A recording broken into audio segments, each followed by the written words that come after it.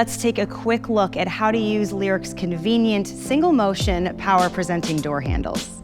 When the doors are locked and you approach your Lyric with the key fob within 3 feet of the driver door, the handle will automatically present from a flush position. Then simply pull the handle to unlock and unlatch the driver door. If you do not pull the handle within a short time, the handle will retract and the vehicle will remain locked. To redeploy the handle, push the front of the door handle like so. All outside door handles will deploy whenever the doors are unlocked via remote unlocking from your key fob or phone app, or when any door is opened or closed. The passenger door handles can also be programmed to deploy when the remote key approaches. To view available settings from the infotainment screen, touch Settings, Vehicle, Remote Lock, Unlock, and Start. All outside door handles will retract whenever the doors are locked or after a short time.